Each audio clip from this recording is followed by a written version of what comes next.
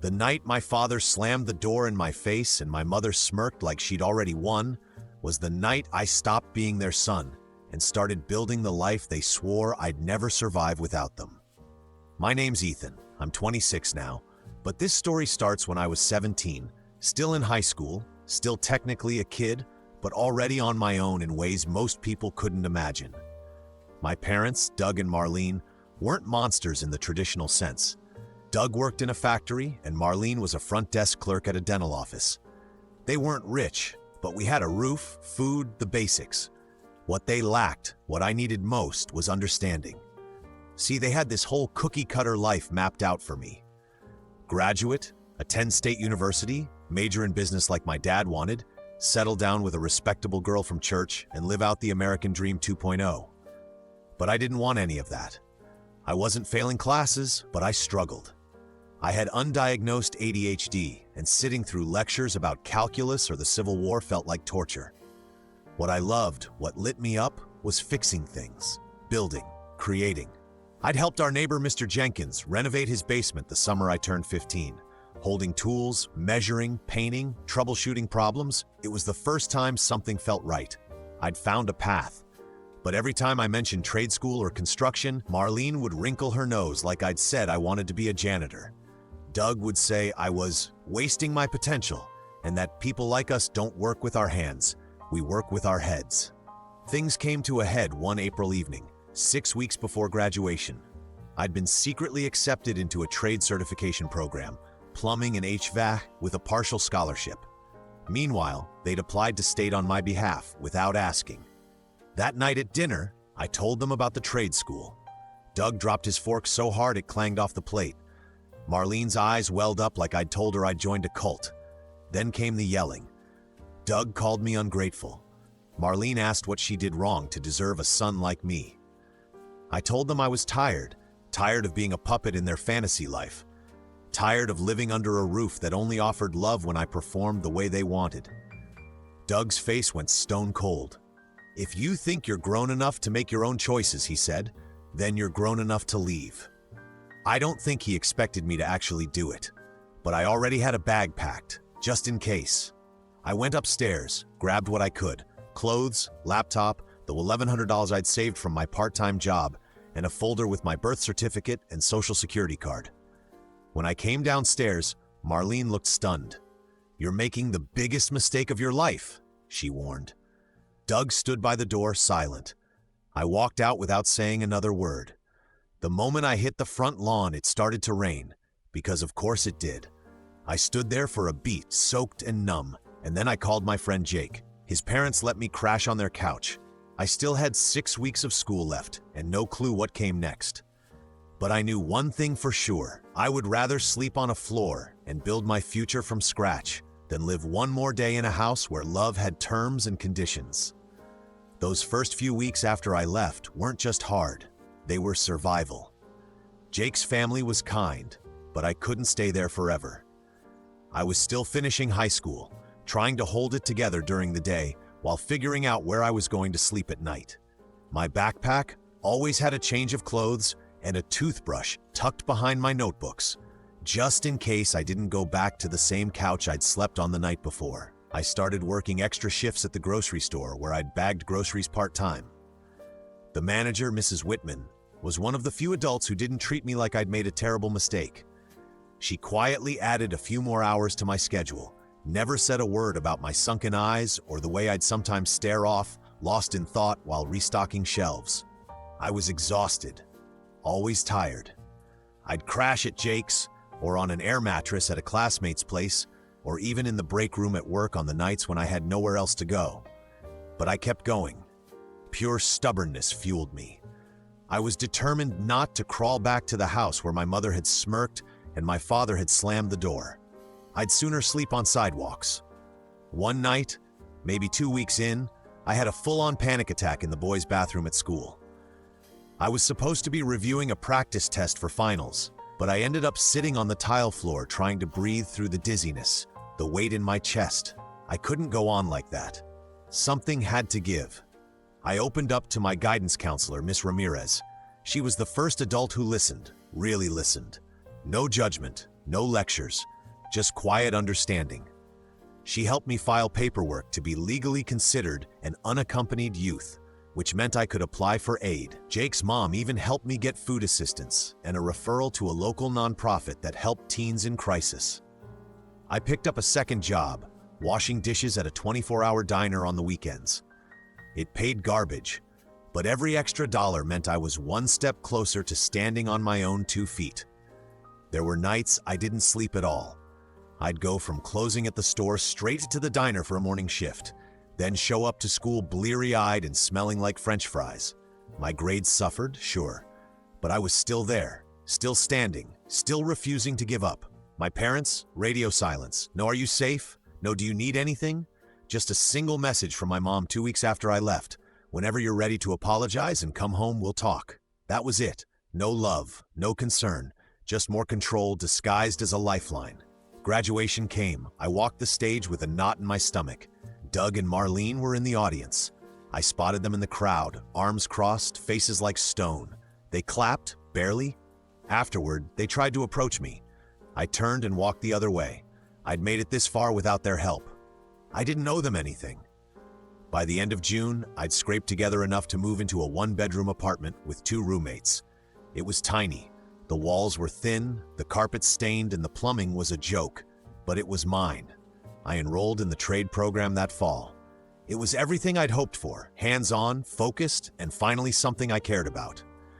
Every night, when I collapsed into my thrifted mattress, I'd remind myself, this isn't the end, it's the beginning. I was building something real, something no one could take away from me, not even them. The trade program felt like I'd finally stepped into a world where I belonged. My instructors didn't care that I wasn't a straight A student. They cared that I showed up, paid attention, and put in the work. And I did, every single day. I wasn't just surviving anymore. I was learning, growing, rebuilding. But it wasn't glamorous. I was juggling classes in the mornings, dishwashing shifts at night, and trying to keep up with coursework somewhere in between. My diet was mostly instant noodles and diner leftovers.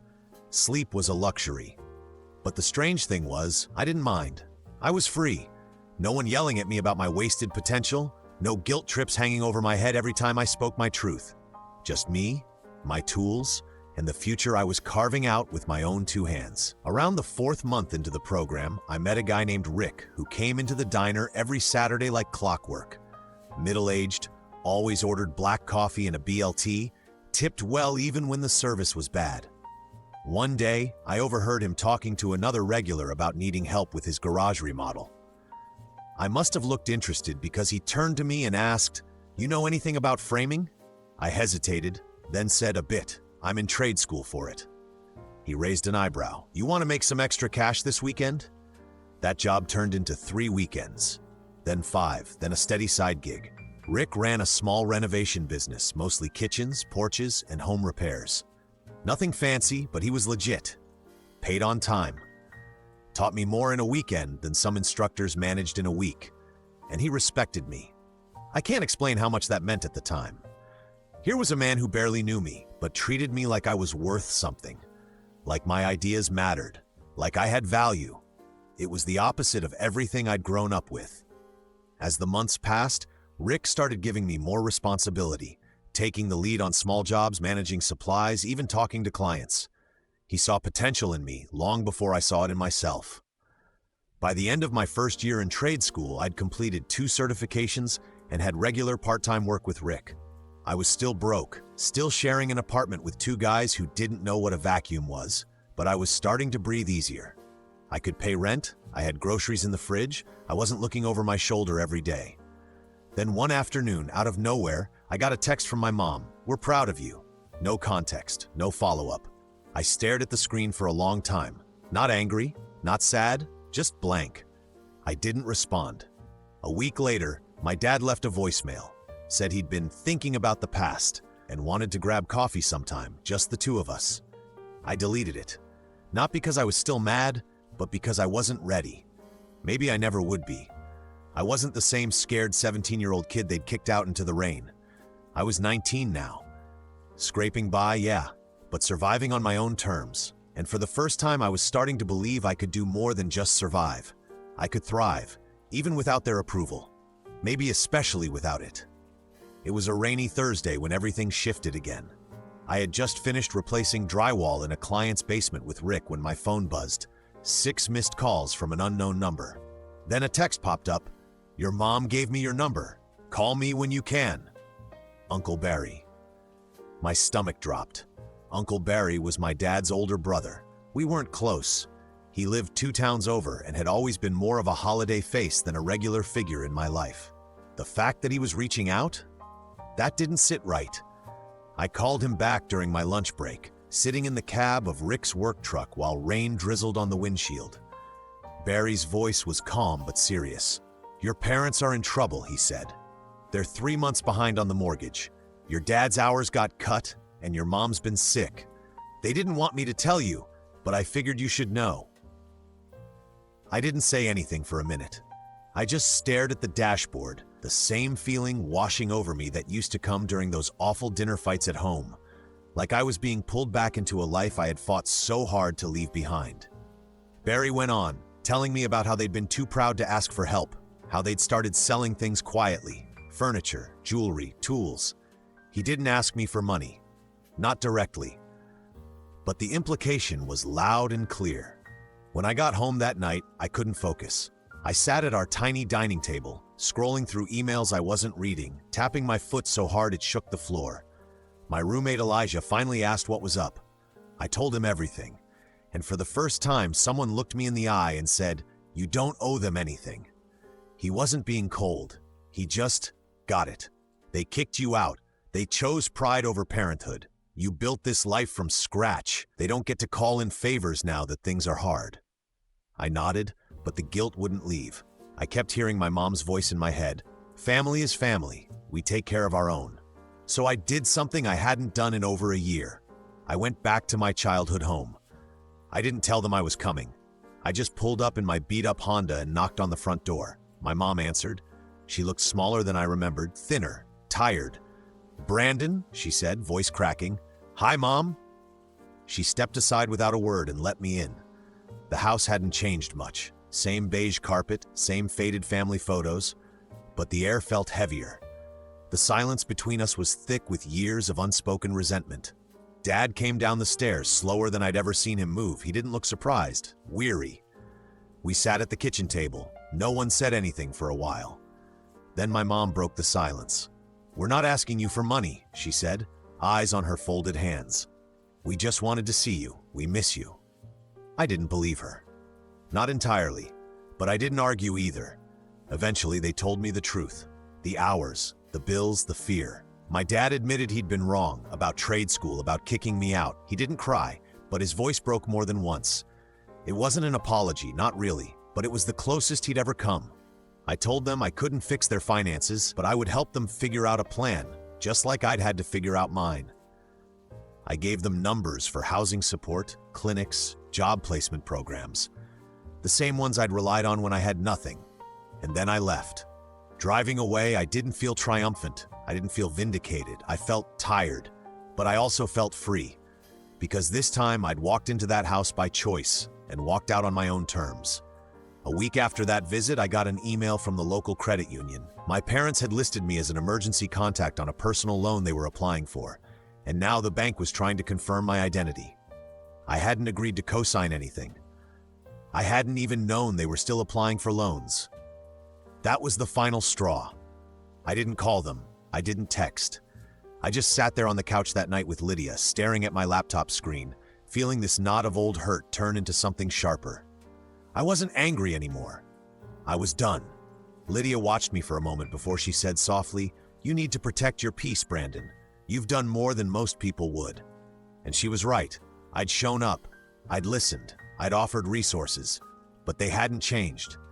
They didn't want reconciliation. They wanted rescue.